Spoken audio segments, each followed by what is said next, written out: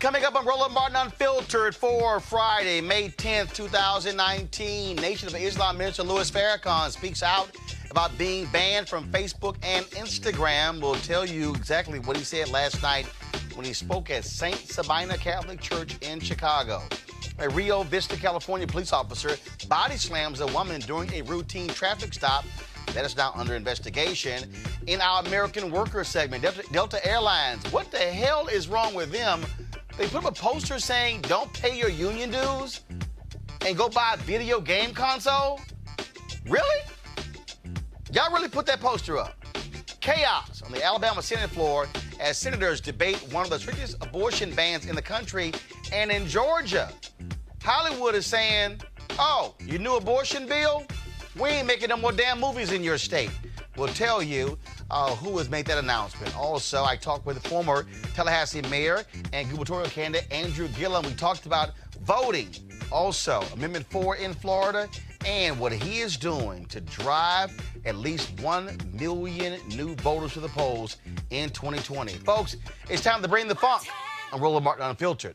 Let's go. He's got it. Whatever the miss, he's on it. Whatever it is, he's got the scoop, the fact, the find. And when it breaks, he's right on time and it's rolling. Best believe he's going. Putting it down from sports to news to politics. With entertainment just for kicks, he's going. It's on go, y'all.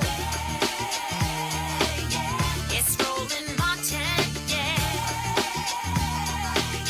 Rolling with Roland now. He's funky, he's fresh, he's real, the best, you know he's Roland Martin now.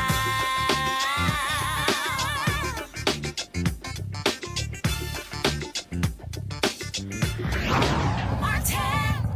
It was a week ago when Facebook announced the ban of a number of people who they say instigate hate on their platforms, banning them from Facebook and Instagram. One of those folks is Nation of Islam Minister Louis Farrakhan.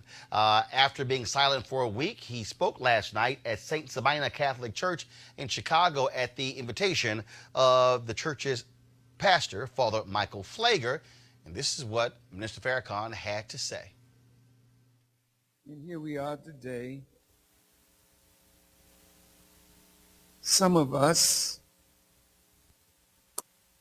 could not come out tonight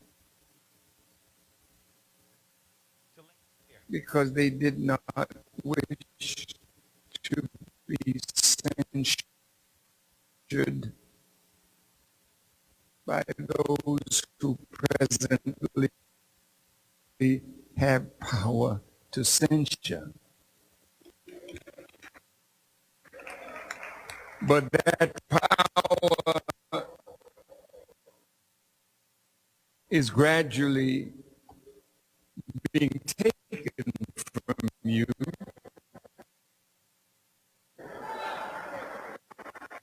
All right, folks, we have an issue with our video playback. So what I'm going to do is we're going to do an end around, so I'll work on that in just 1 second. But I do want to go to our panel right now to talk about that. But also, we'll talk about one of the other co-founders of Facebook, Chris Hughes, who says that Facebook has gotten too big. He published an op-ed in the New York Times saying it is time to break up the conglomerate. Our guest, Eugene Craig, CEO, Eugene Craig Organization, Teresa Lundy, founder, TML Communications, Joseph Williams, senior editor, U.S. News and World Report. Joseph, I'll start with you. Lots of drama. First of all, Facebook is preparing for a major fine from the Federal Trade Commission. Some say it could be as high as $5 billion. They've had privacy issues. They've been, of course, allowing third-party companies to see users' data. And so on this ban of different individuals who they say incite hate, which includes Alex Jones and others, they're now also having one of the founders saying they have gotten too big. And then you have people like Elizabeth Warren and others who on the road saying, well, on the campaign trail saying that Facebook is too big. Do you believe that with Republicans and Democrats, both of them criticizing Facebook, we're moving towards it actually happening? I think we are, because we have both sides doing that. And in response to a lot of what has happened, you not only had the sharing of information, the political shenanigans from 2016. You also had the data breach that happened, where not only did Facebook share its data with Cambridge Analytica and some other people, they also got hacked, and users' information was spread far and wide. So I think it is time to break up big tech, but the question is what comes next and how do you do it? And the issue, Teresa, we're dealing with is, like, even when you're talking about what has happened, how Facebook has been such a disruptor. First and foremost, when you look at how they've obliterated the media industry, when you combine the digital dollars of advertising, literally 60 to 70% of all digital dollars going to Facebook, as well as Google, which owns YouTube, other platforms. And when you look at just the massive amounts of data they have here, Facebook has not done itself many favors with how they responded to lots of this drama. I think Facebook is responding the way new startup companies are responding, which means for me and many others, they're not really taking in context the amount of opportunity that it is with other medium outlets. So I don't think they followed the blueprint with Google, with YouTube, because a lot of YouTube is obviously content creation. Same thing Facebook is, but it's also allowing users to now write the blog posts. So what does that mean? They're now taken away from WordPress, right? Which WordPress, that website was essentially established to do blogging. And so what I think, outside of having a young millennial CEO, is that when we encounter some of these situations that Facebook is having, their response time is it's not working for the public at large. It's very directed, and it feels like it's being attacked. And I think if they came out and actually started to support organizations a little more, they did recently with the Giving Tuesday. So Giving Tuesday, nonprofits have the opportunity every Tuesday to upload, ask users to upload and support. But an issue with that is Facebook doesn't recognize a lot of smaller nonprofits. They recognize the larger ones. So again, if I was on the Facebook strategy team, I would probably tell them that they need to invest in more community dialogues and conversations and really start having those focus groups again to see what the people want and how the people can stand with them, further as it relates to controversy that they obviously is going to happen. Hopefully, I think we have the video file ready right now. So here's Minister Farrakhan in Chicago. All right, so we don't have the video file. So Eugene, go right ahead, and I'm going to go ahead and try to play it from here. The thing is this. What you see on Facebook is what happens when you have a company that experiences consecutive years of hypergrowth and prioritizes growth over everything. Do I think Facebook needs to be broken up? No. I'm not a proponent of government coming in and deciding how big a company should be. Yeah, but the reality is we have history already. Look, Teddy Roosevelt broke up major companies because they had gotten to the point they were such large monopolies that it was the whole trust, all the different trusts. We went to the reason we have antitrust laws today. But when looking at particularly Facebook, I mean, you're seeing Facebook's a unique case where you had a company that experienced hypergrowth, has been a disruptor, and now is becoming the establishment. The issue, I think the bigger issue with Facebook is that, they're seeking to, on one end you have, folk that are calling for the breakup. On the other end, you have them sitting down with Facebook's lobbyists to write the rules for the rest of the game. I don't think breaking up Facebook is going to fix that particular problem, where Facebook has now become essentially the establishment. With the, So that's like lobbying 101, though, right? It is lobbying 101. Once you become big enough, then you write the rules. Help to write the rules. I mean, to a degree, you can consider Facebook and Twitter and a lot of the big social platforms banks by a new name. They're, instead of coming cash, the new currency is data, and they have it all. Hold tight 1 second. So I'm going to go ahead and play this video of Minister Farrakhan last night. Guys, go ahead. I don't have no army. I just know the truth. Here to separate the good Jews from the satanic Jews. Yes, yes, yes! This is just the beginning, banning me from a social platform.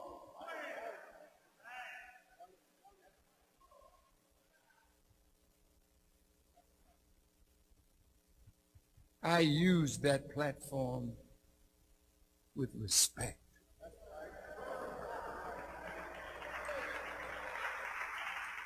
I never allowed those who follow me to become vile as those who speak evil of us.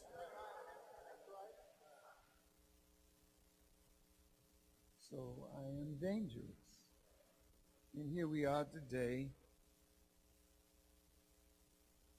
Some of us could not come out tonight because they did not wish to be censured by those who presently have power to censure. But that power is gradually being taken from you.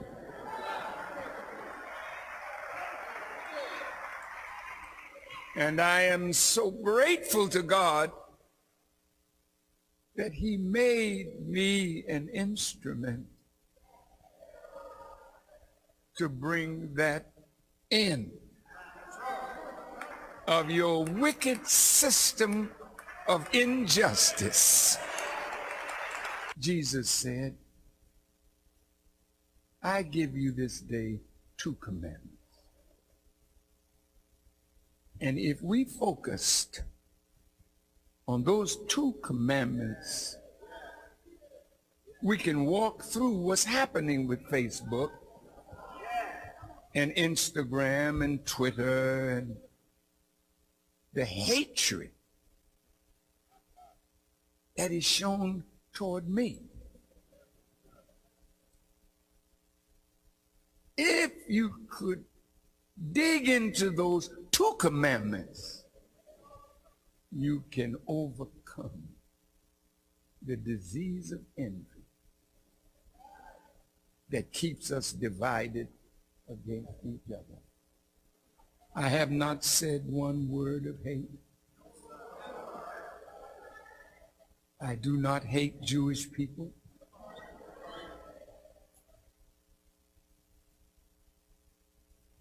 Not one that is with me has ever committed a crime against the Jewish people, black people, white people, no matter what your color is. As long as you don't attack us, we don't bother you.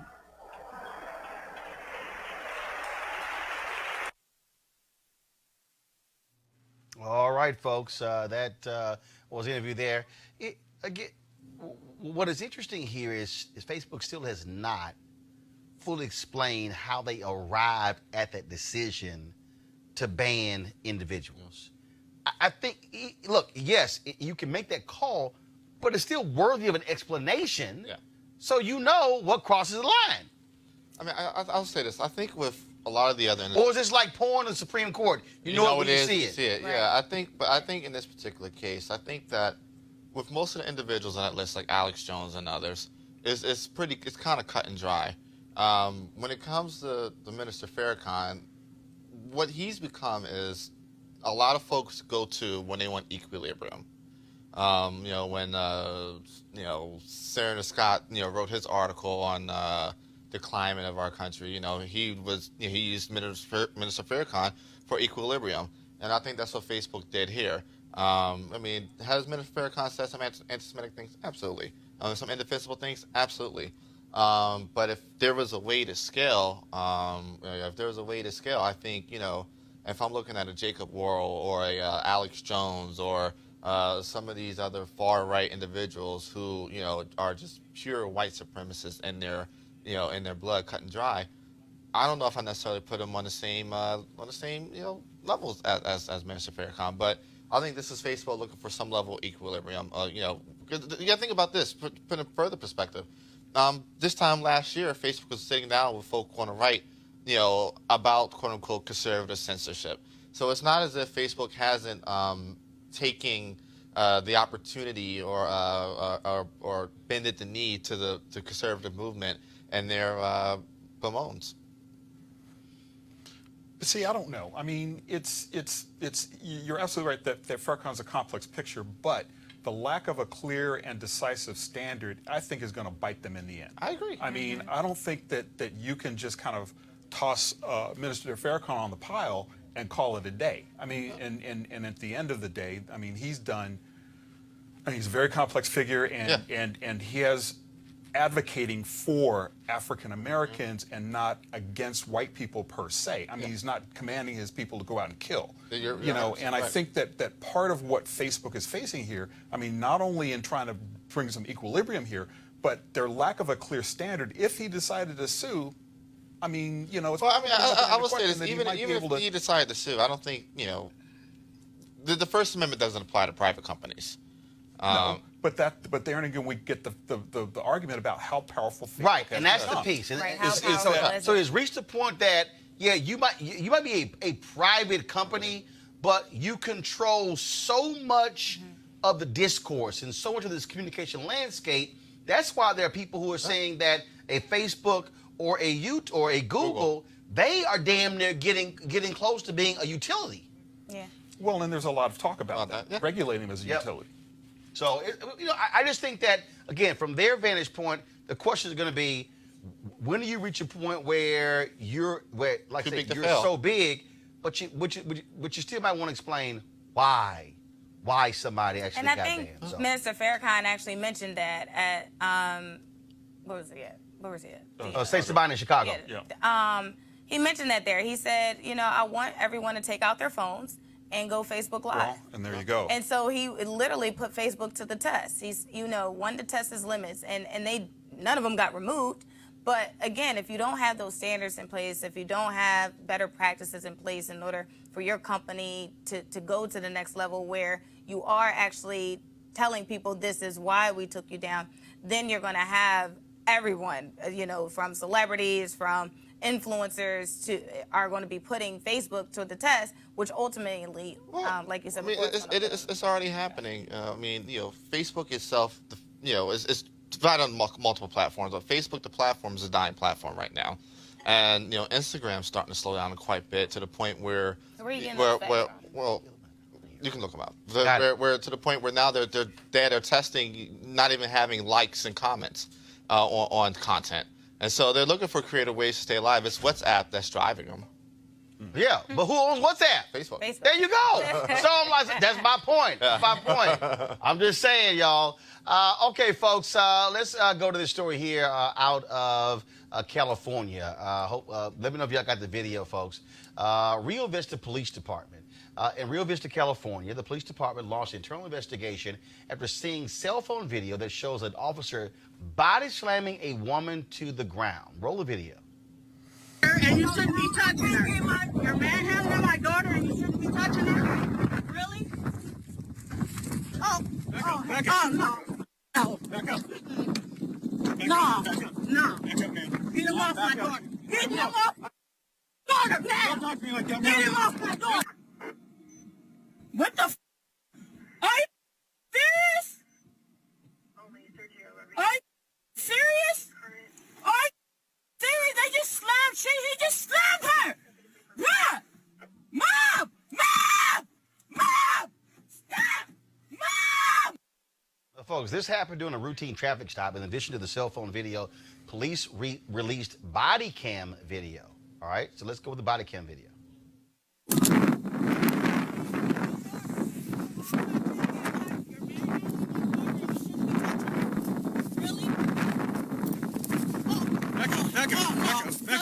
Back up. No.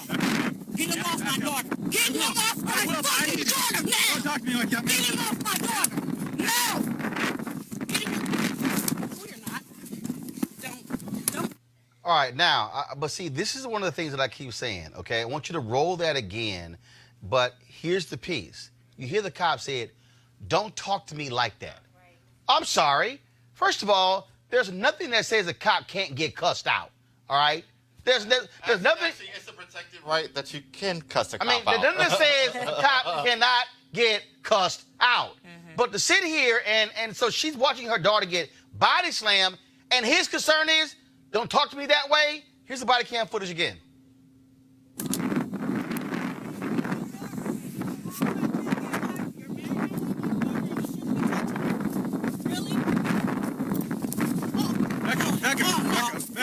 Back up. No. Get him off my daughter. Get him off my fucking daughter now. Don't talk to me like that, Get man. him off my daughter now. Get him. No, you're not. Don't do it. Now, clearly, we showed you 3 different videos, and so I guess there was another woman who was in the police car. Yeah. Because it appeared to be she's That's in the him. car, Or- and so I guess she was recording, and there was a police computer there, Yep. and you see one of the guns there. And Teresa, this is just the craziness where, okay, it's not like this woman is his size. Right. You mean to tell me that even if you're saying, okay, she's resisting, you don't have to body slam her in order to handcuff her? It's disgraceful. It is purely Because we played it, you unconscionable. jumped. I was disgusted. Well, I felt like I was in it, like, because it can happen to any of us at any time. She's getting pulled over for a traffic stop. I could be pulled over just for jaywalking across the street, right? And the same situation could have happened. Gratefully, no guns were pulled. But that's Small favor. small. But obviously there needs to be, I think, and I've always said this since the beginning, a departmental training where training and consequences where, if situations like this happen, then there needs to be some sort of, I don't know, take away from their pension or something so they can get the understanding that this is not allowed. I'll let you go, John. No, well, I'm just saying that training is a key, right? And we have seen this before. How many times? When I saw this, I was like, okay, stack this one with the other ones. I mean, just put it over here. But the problem, you put your finger on it, Teresa, is that training is not where it should be. I mean, anytime a situation with a woman who is clearly half his size gets out of control, you are poorly trained, and you're not handling the situation. I don't think it's training. Let me tell you something. I don't think it's training. I think there are people that are police officers should not be police officers. When you have situations like this, Yes. it should be. Right. I mean, I'll say this. I'm at the point where this needs to be a 2020 issue. I mean, it should be put on the table that one part of the first 100 days of the next Congress coming out of the new president is actual policing, federal policing reform with federal mandates with DOJ dollars attached to them. Okay, I'm sorry. You do know who's in the White House. I know. Well, I I was gonna said say, after the next, after with the next 2020, president, yeah. with Yeah, the next okay, president, just with wanna the next president. Got to make sure. But With the next, I'm sorry, with the next Democratic president. next time, well, hopefully Kamala Harris. Because you ain't getting a damn thing from the Republicans. But go ahead. But the thing is this.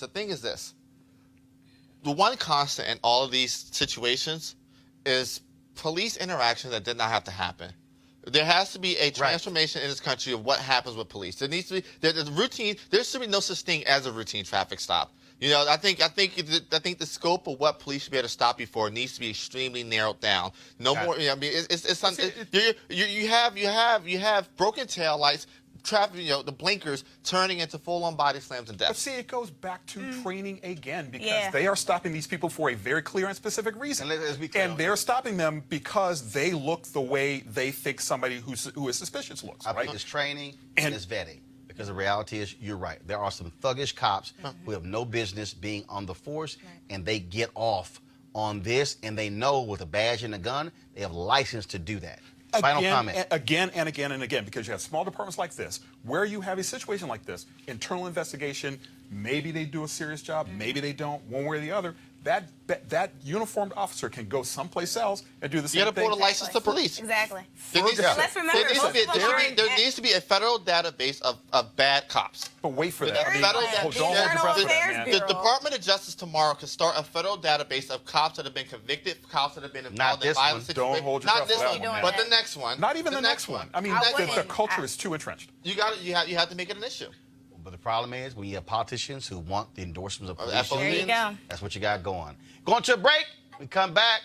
American Worker segment. What the hell is wrong with Delta Airlines? That's next on Roland Martin Unfiltered.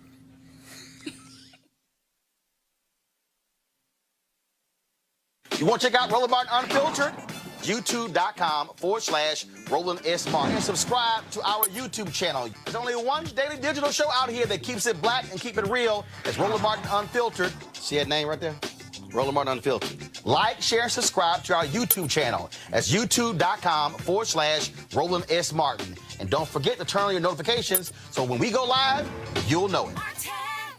Hey, fam, I'm inviting you to come out swinging and join me for a day of golf at the University for Parents Golf Tournament on Saturday, June 22nd in Southwest Atlanta's Wolf Creek golf course. It's a golf tournament with a purpose, a fundraiser for the University for Parents, a program designed to empower parent learners through education, inspiration, and support. Now, when you empower the parents, you empower the children too. The location of the tournament is 3000 Union Road, and the shotgun start time is 9 a.m. To register, please go to www.u4parents.org. For more information, be sure to call 770-316-3487. I hope to see you there. All right, folks, let's talk about, some craziness by a company, an airline, for our American Worker segment.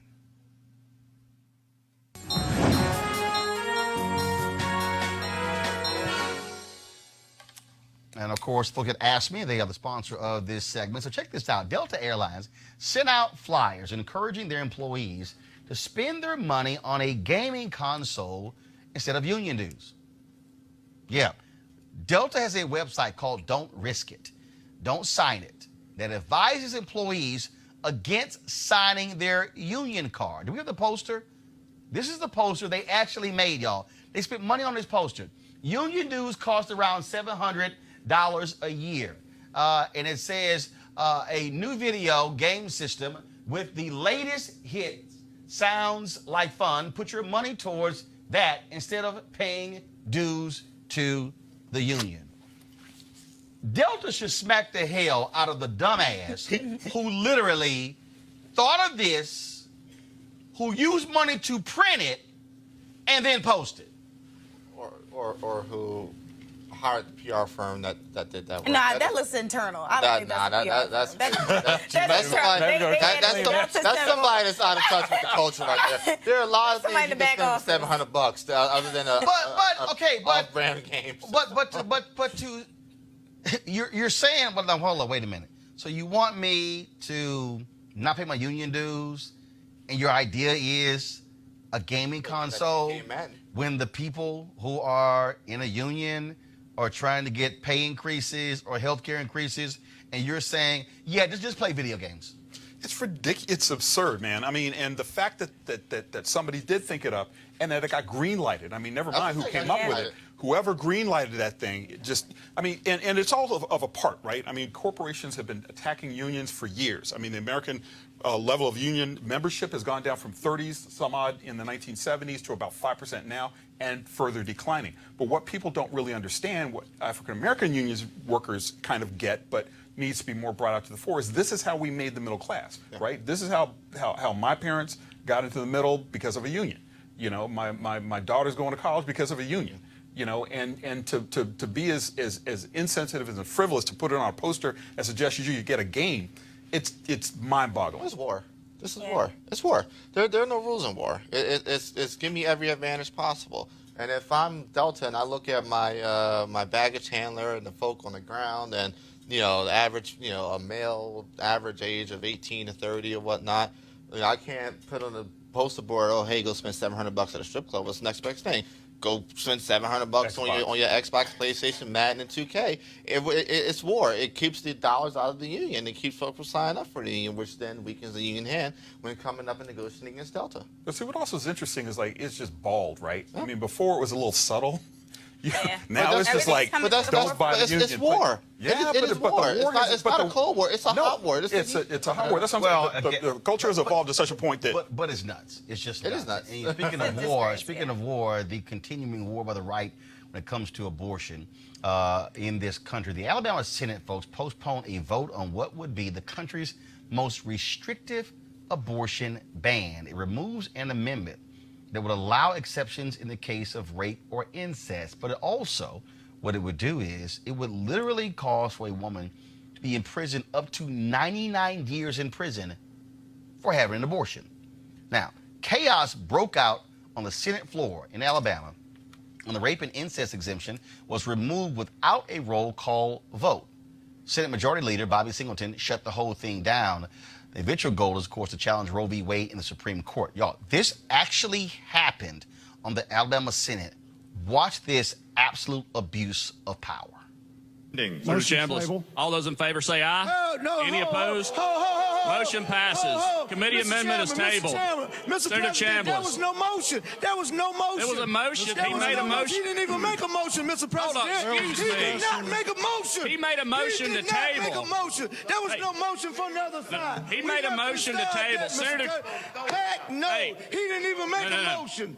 Senator He did not make a motion. He made a Mr. motion to President. table. What was the motion made? The motion. No motion was made. You just Excuse started to me. move this. Senator There was no Chambliss, you're motion. recognized. I don't care what the chair is about. Thank you, Mr. He did not President. make a motion. In response Hey. to the number of abortions that No, have no, been no, no, no. performed this year versus the rape and incest, Mr. President. He did not make a motion. Mr. there are President. 325,000 Mr. that President, I have a abortions that have been performed Mr. this President, I have a- year.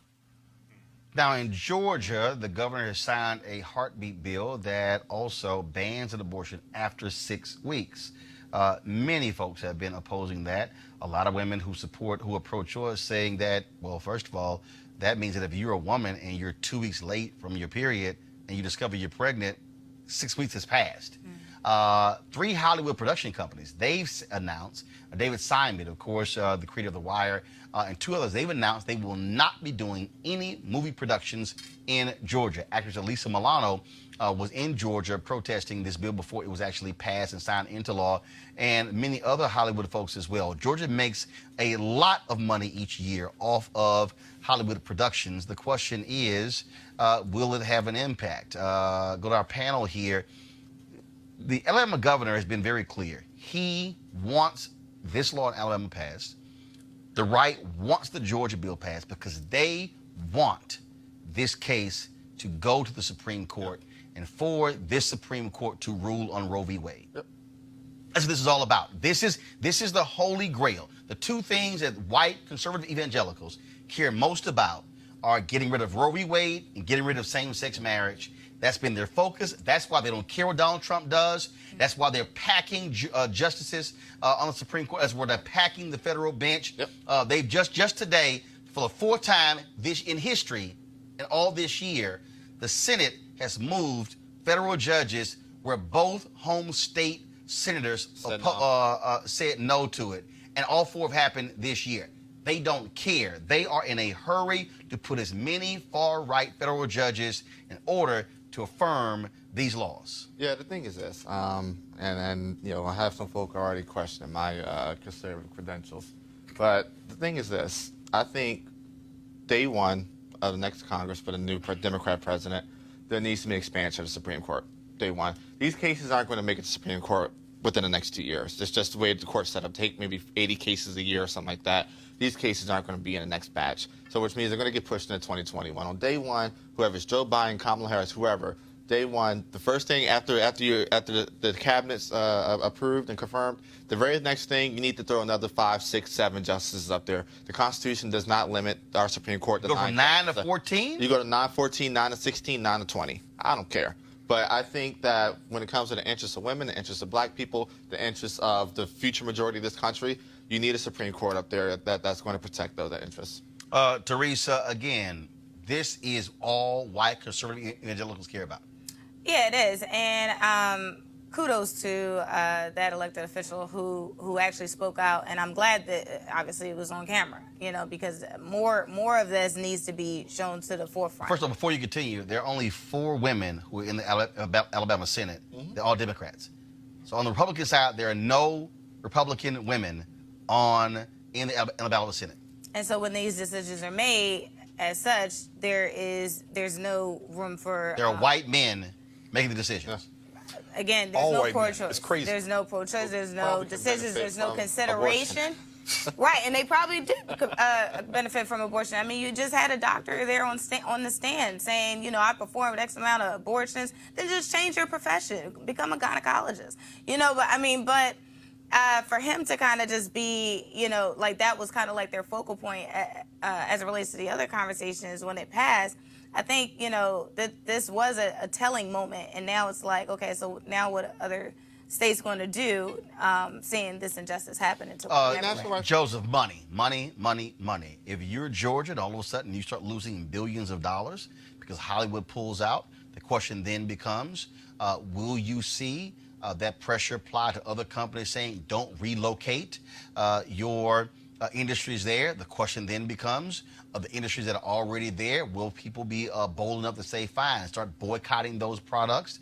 You got Coca-Cola, Ken and Coca-Cola sitting right there. Yep. I mean, look, this is really what you're going to. But again, this is the battle, because since Roe v. Wade was decided, this has been the one thing that white conservative evangelicals, this is what they care about the most. And they have a guy in the White House who frankly supported abortion rights, who was pro-choice, but now he doesn't give a damn, and he's giving them whatever they want. That was then, this is now, right? And let's not forget the confirmation hearings for Justice Neil Gorsuch and Justice Brett Kavanaugh were very much centered tacitly and sometimes openly on abortion, right? This is what they're there for. And it's all they're there for. It's all they're there for. And two things that occurred to me when I was seeing that tape. The first was North Carolina, which took a really big hit over the bathroom bill, brought the state basically economic pain, in a major way. Same thing in Indiana. When Pence tried to sign a bathroom bill, they passed it. Folks said, we're going to pull our business. They had to modify it. NCAA, exactly. And North Carolina lost the Super Bowl, and it lost a number, I think. NBA All-Star game as well. Exactly. So there is some economic pain coming Georgia's way, right? That's the first thing I thought about. The second thing I thought about was Arkansas. You rolled a tape maybe 3 or 4 months ago about the senator who stood up against the Stand Your Ground bill. Just gave them hell. Black woman just gave them hell, said, y'all don't know what you're talking about. Yep. Black men are going to die because of this. She stood up, she stood firm, and we have another example here. The question is, are they going to get the support they need? These black people kind of see what's going on. Yeah. Are they going to get the support that they need? And in calling them out, is more pressure going to be applied to these lawmakers who try to do these things in the first place? All right, well, folks, we'll see exactly what happens there. All right, folks, earlier today, I sat down with a former Tallahassee mayor and gubernatorial candidate, Andrew Gillum. We talked about the issue of voting. Also, again, Florida's Amendment 4 and his plan to register 1 million folks for 2020. We also talked about what Democrats should be doing to specifically, those running for president, to specifically target black men. Here is our conversation. All right, Andrew Gillum, lots of things happening in Florida. We'll talk about voting, but I want to first deal with this whole issue of Amendment 4. I kept telling everybody, I told Desmond Meade, I told Sheena, I said, I do not trust Republicans in Florida. I do not believe that they are going to just easily allow those 1.4 million folks to get registered.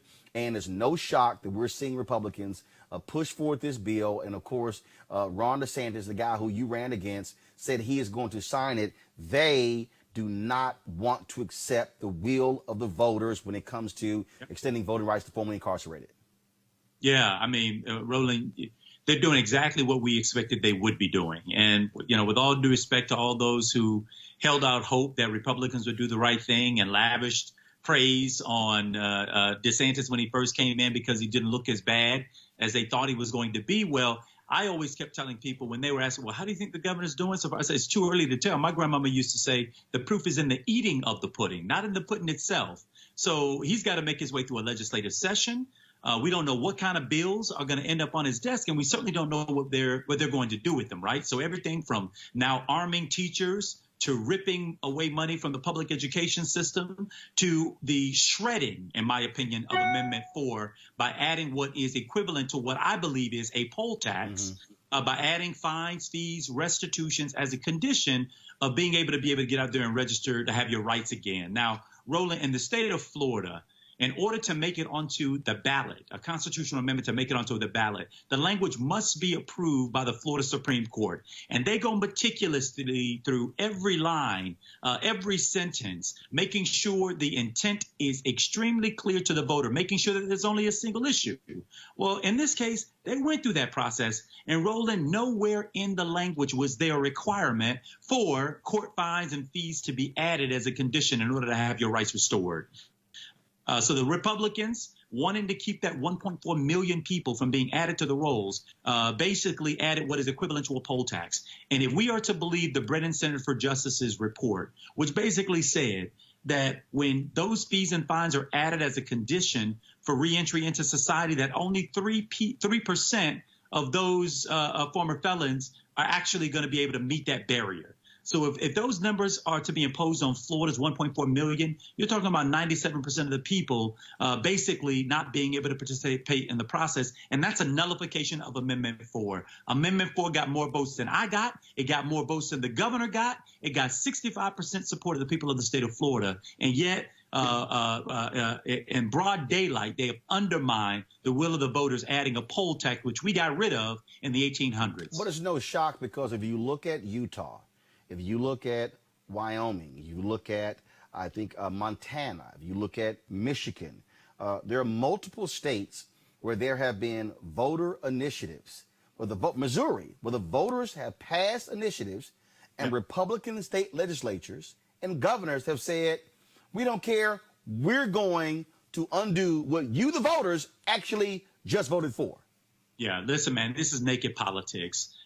This session in Florida, and we've seen this all over the country. You saw it after the Democrats won in Wisconsin and Michigan. The lame duck Republican legislatures then worked overtime to undermine people's access to the ballot box. This is only about power. It's not about democracy. It's not about the Constitution. It's not about enforcing the will of the voters. This is about how do you concentrate as much power as you can, especially before the decennial census and the redistricting and the redrawing of lines, so that you can maintain political power for as long as you possibly can, right? So that's what they're doing. Let's not make any bones or mistakes about it. And what we've got to be doing is being equally, frankly, vicious about our defense of the Constitution, which is why it is my hope.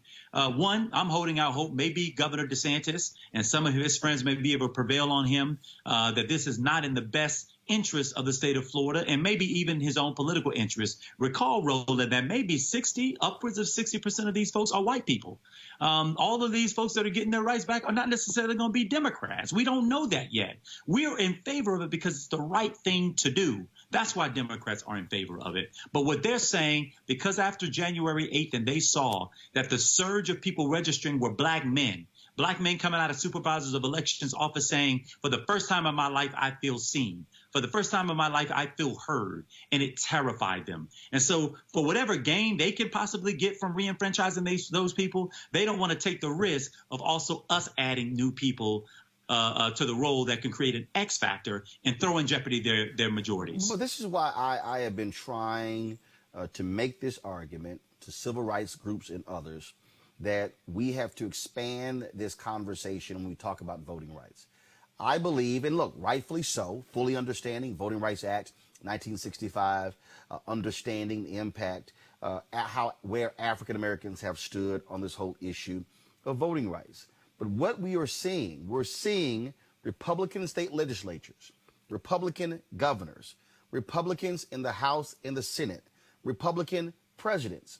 What they're doing is they are even denying voting rights to white Americans. Oh, yeah. You talked about Wisconsin, where you had in 2016, a federal judge called in Governor Scott Walker's office and said, the voter ID was approved by the Obama Department of Justice. Why are you dragging your feet in the issuing of voter IDs? Then you have in these other states, when it comes to gerrymandering as well, there was a clerk in Wisconsin who said she purposely moved an early voting location off of a college campus, largely white students, because too many of them were voting Democrat.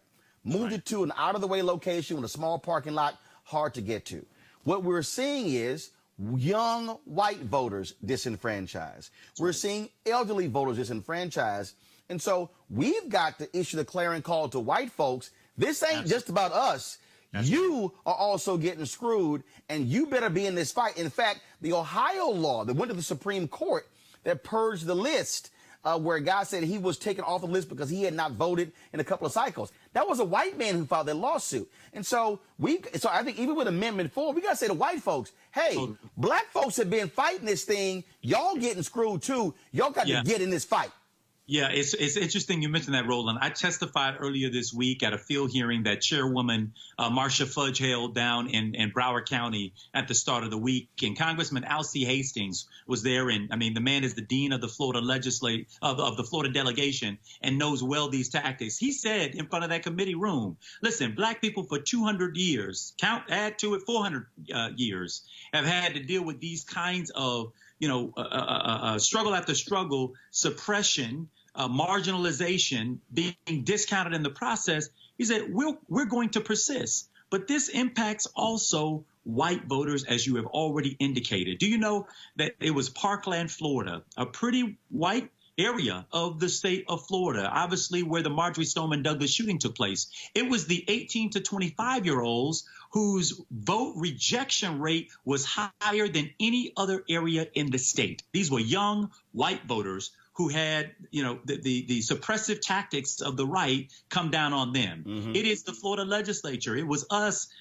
citizens in the state of Florida, who had to take this issue to the courts because they refused to put polling places on college campuses. Just refused to do it. So we had to win that battle in the courts. Your argument is completely correct. And that is that this is, while black people are obviously impacted because of our overrepresentation by share of the population in the criminal justice system. We're 11% of the population in Florida, yet we're 20+% of those who are incarcerated. We know that we're disproportionately impacted, but this the consequences of this kind of suppression impacts more than just us. And the broader we can build this coalition, which is why I give credit to Desmond and to Sheena and to the Florida Rights Restoration Coalition, because they did try to span outward to bring more people into this process. That's how 65% of people in the state of Florida are passed this amendment, because many of them have relatives, husbands, families that are impacted by the effects of Amendment 4. But what the legislature and the governor are telling us is that they don't want any X factors in this process, that they're willing to do whatever they can to suppress whomever they need to suppress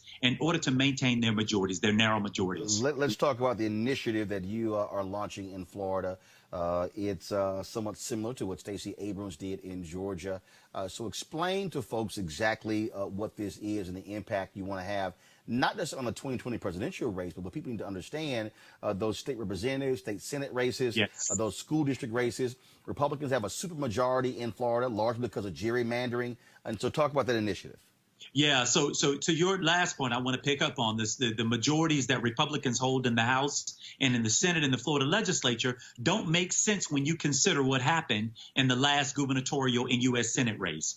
Bill Nelson lost his seat by 10,000 votes out of 8.3 million votes cast. My race for governor came down to 33,000 votes out of 8.3 million votes cast. Now, how is it that you can have margins that are within 0.4% difference and below, yet the Republican legislature have 70, of the House members of 120 legislature are Republicans? It just doesn't make sense. That is a function of the kind of work that Attorney General Holder is leading right now around this redistricting effort. These are elected officials choosing their voters rather than the voters choosing their elected officials. And so coming off of my race, where again, 33,000 vote difference with 85,000 votes that didn't get counted, ballots rejected over the state of Florida because of signature mismatch, where the W in your signature didn't match the W in your signature from a year ago, and an untrained person looks at your signature and decides that they're going to invalidate your constitutional right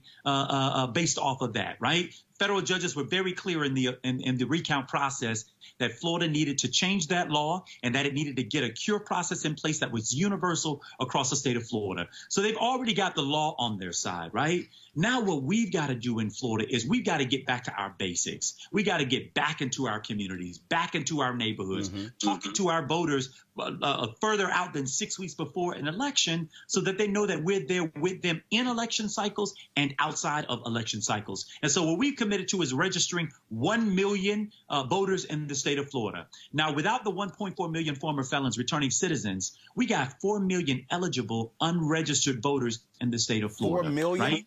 4 million eligible unregistered in the state of Florida, right? And so you add to that the returning citizens, we got a lot of runway for getting our numbers up. When Barack Obama was on the ballot in Florida in 2008, Democrats had a registration advantage over Republicans of over 700,000 more registered Ds than ours. When I was on the ballot 10 years later, that registration advantage has shrank to around 250,000 Democratic registration advantage. And at the same time, white 65 and older white voters migrating into the state shifted who votes and the type of voter that's showing up in our election, a more conservative voter, more Midwestern voters. So when Obama was on the ballot in 2008, 65 and older white voters represented 21% of the total vote share. And my election, white voters 65 and older represented 35% of the total vote share. So we've had a precipitous decline in our registration, and at the same time an increase in older white, more conservative voters showing up in the process. And in spite of all of that and all of the built-in structural electoral disadvantages that we had, we still got closer than we did in 24 years in the race for governor. So the best thing that I could do in this case, Roland, was to put my energy, effort, apparatus, the 77,000 volunteers that worked on behalf of my campaign, the $55 million that was spent trying to make me a household name across the state of Florida, and the 33,000 vote difference that was had, and the 4 million people who went out and vote for us, to get them energized around this effort around registering and engaging more voters and more of our voters. But registering is one thing, turnout is another. And so I think I cite this all the time. The Tallahassee Democrat had a story that showed how Ron DeSantis won over you. Yeah. And the reality is, and they broke it down by county, you talk about those older white voters. The reality is older voters, whether they are white, whether they are black or Latino, they vote more than anybody else. They are going to vote. It's trying to get those folks who are 18 to 49 to understand the power of voting. And when you look at that particular chart, I would dare say, and I was trying to pull it up while you were talking, the first 12 counties, red. Yep. 70+%, 69, 68. When you got down to Miami-Dade and Broward, 57. And I have said numerous times, had Miami-Dade and Broward turned out at 70%, you're the governor. It's all over, but you're right. So listen, we know that everybody who's registered to vote doesn't necessarily vote, but it certainly helps to have more marbles on the table so that if a few roll off, it doesn't cost you the whole election. And so my only point was, and by the way, I want to give credit to many of the groups that were out there doing this work. We were expected to have 6.1 million people vote in this gubernatorial election if they kept track of what the previous trends of every 4-year gubernatorial cycles were like. Well, in this race, we came close to presidential levels. We came close to the same numbers Obama turned out in 2008. We had 8.3 million people vote, and I think he may have had 8.6 million people. So we reached presidential level turnout in the midterm election, a gubernatorial race, more than 2 million more voters than were expected. Young voters doubled their numbers. Black voters, for the first time in the history of this state, voted their share of the population. The problem is, let's get really granular about this. Right. In precincts where I won 65% of the vote or more, compared to precincts where DeSantis won 65% of the vote or more, his precincts turned out 10 points higher than my precincts. So even in communities where we have a propensity for voting and the numbers exist there, we still didn't maximize the turnout. We didn't have to close a 10-point gap in those areas. We needed a 2-point gap closing in those areas. And that's why I think we're talking about being as granular. Earlier you talked about precinct by precinct. I think what happens is a lot of people get consumed by, oh, young voter turnout was this or black voter turnout was this. It's like, no. It's not the percentage. It's the numbers. Yes. It's the people who were voting. How many are you turning out? And you have to go precinct by precinct. You have to say, okay, in this precinct, there are 700 registered voters. How many of the 700 voted? If that's one of your areas, it doesn't matter if you got 65, 35, 70, 30, 80, 20 in that precinct. If they had 700 registered voters and only 300 voted, it doesn't matter if you got 70 of the 300. What you needed was 70 of 500 or 550. That's right. And Roland, so we're now at the level that we're talking with regard to the effort that we're undertaking. The reason I say register, engage, and win as the motto for this effort is because I recognize that registration is just the beginning of the conversation, right? Not the end of the conversation. The more important thing is that usually we're not having this conversation, a year and a half out from the election. Right. We're in the race to do this in the final month. Right. These people ain't heard from us. They haven't seen us in that period of time. And so what I'm trying to convince national donors and donors in my state is we're going to spend $1 billion trying to beat, Trump. This election cycle, we're going to spend that much money. Wouldn't it be smarter to spend early, to do the difficult work of democracy in a time frame that respects the voter, that doesn't expect them to turn tricks at the last minute after a nominee has been selected when you haven't talked to them over that period of time. So we've engaged now over 30 groups on the ground who are our partners in this work, who are committed to deeper level engagement. For every one of those million voters that we bring into our database, we're going to track those folks. We're going to geo-target them. When they open up their social media, they're going to see ads from us that are harder hitting ads. It's why my focus has been on raising 501c4 dollars and not just C3 dollars. Right. Because time is out for going into the Latin community and talking about it's your civic right and obligation to register to vote. When Trump is out there telling them we're going to put troops on Maduro and that we're going to bring down the regime,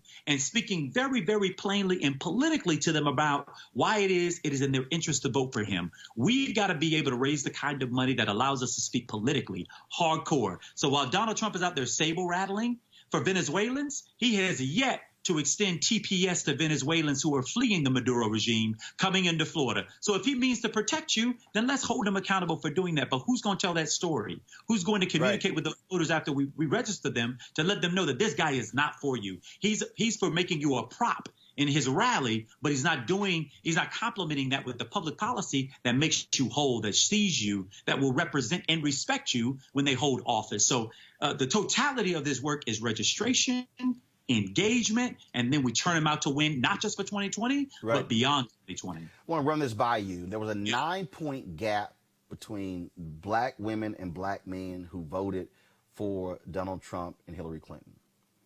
But there was a 9-point gap between black men and black women who voted for Obama and Mitt Romney. And what I've said granted, Democrats, look, they need black votes. Bottom line is they need black votes. Just like Republicans need white conservative evangelical votes. And so I'm saying that because folks want to always say, oh, black folks, why y'all just give your vote away? Well, guess what? White conservative evangelicals don't act like that they're voting their interest. Black people are voting their interest as well. That's right. But I've said this to several presidential candidates. You should be holding black male specific town halls. I said you should be having discussions because, see, here's the deal. We're two black men talking. I totally understand all the conversation about black girl magic and the impact of black women. But when Doug Jones ran in Alabama, he got a lot of black men who voted. And it wasn't just black women who voted. And we talk about the same thing, Mike Espy, when he ran in Mississippi, black men voting as well. And so I do not disagree with the targeting of black women. But what I will say to a candidate, they should be saying, what is it about black men that we're not getting and why there's a gap? Your thoughts on that? Listen, Roland, you won't get an argument from me on that. All due respect to the tremendous electoral power of black women. Black men also have a tremendous electoral power when you organize and you engage us and you talk to us about the issues that matter most to us. Talk to us about the wage gap that exists for us. Talk to us about what it means to get access to small business loans that allows us to turn our dreams of owning a business into a reality. Talk to us about the over prosecution rates in our community and the way in which so many of us are targeted. We do have to begin to engage this thing, and that's why I have never bought, and if I had advice to any of them running for president who are avoiding having a conversation around what your black agenda looks like, I would ask them to revisit that and to do it in a hurry. This idea that the rising tide lifts all boats, when we know that if that were true, the kind of disproportionate inequality that we see in the system wouldn't exist if the rising tide truly lifts all boats. Some of those boats are tethered to the ground. And many of those boats that are tethered to the ground are holding black men and black women in them. And so how is it that we're going to structure a system that sees them and that reflects the needs of those communities? And if we I just saw they did in Texas, your home, on your stomping ground, the women of color. President's reform. forum that they did, I completely agree with you. We ought to put our energy, and you ought to be the moderator for it, by the way, into holding the same kind of forum that addresses more directly and distinctly the issues that confront the issues of the black male experience in America. And I think we can begin to close that gap. Again, the other side didn't have to win our votes. That's why in my friends' timelines, I saw the super predator comments. I saw the comment Bill Clinton made referring to Obama's campaign in South Carolina. Yep. And the idea of it as a fantasy. Those things were the crime bill. All of that was replayed on rotation. And a lot of brothers who I know and I went to school with were reposting. I was like, man, where's this coming from? So when we talk about Russian bots and their infiltration here, they had a very distinct plan. Yep. They didn't necessarily believe that they can convince those voters to vote Republican necessarily, but there was a suppression effort. If we can keep those votes down, keep those from going toward the Democratic side, we don't got to win them.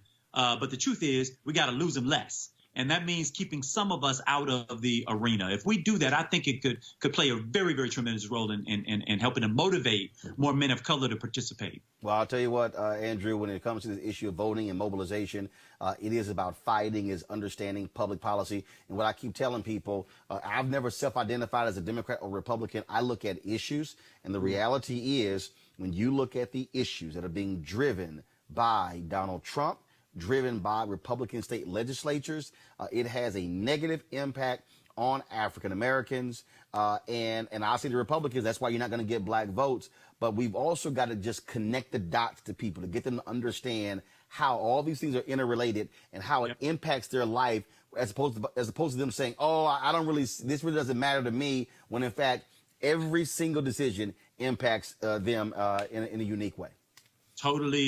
Totally agree. And Roland, one of the reasons why we're trying to really ground this effort at the local level is because as much as we want to motivate people around the presidential politics, for some of the people we got to move them on the fact that they're dealing with police brutality in their neighborhood, on their street.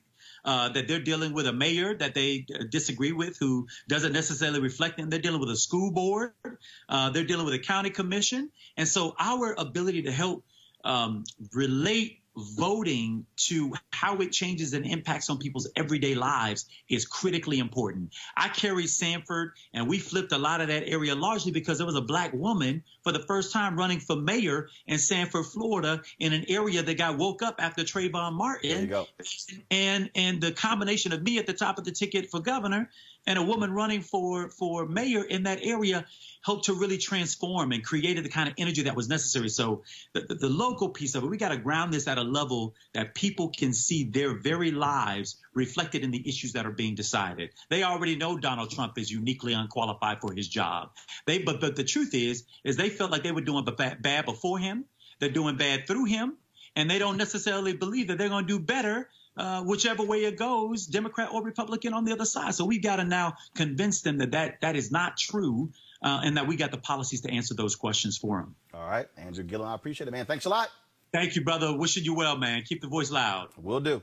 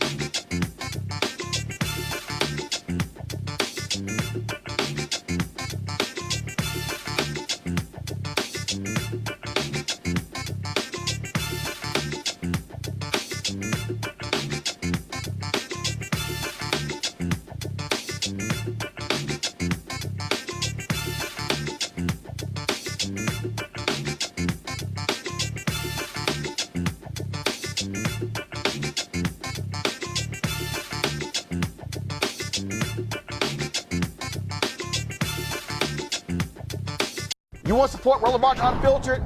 Be sure to join our Bring the Funk fan club. Every dollar that you give to us supports our daily digital show. There's only one daily digital show out here that keeps it black and keep it real as Roland Martin Unfiltered. Support the Roland Martin Unfiltered daily digital show by going to RolandMartinUnfiltered.com. Our goal is to get 20,000 of our fans contributing $50 each for the whole year. You can make this possible. RolandMartinUnfiltered.com. Hey fam, want to check out Roland Martin Unfiltered, the blackest show on all of digital, cable, and broadcast. Check out our audio podcast. There's only one daily digital show out here that keeps it black and keep it real as Roland Martin Unfiltered. Press play. You want to check out Roland Martin Unfiltered?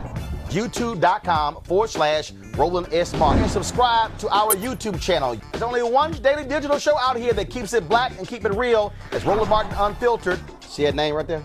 Roland Martin Unfiltered. Like, share, and subscribe to our YouTube channel. That's YouTube.com/Roland S. Martin. And don't forget to turn on your notifications so when we go live, you'll know it.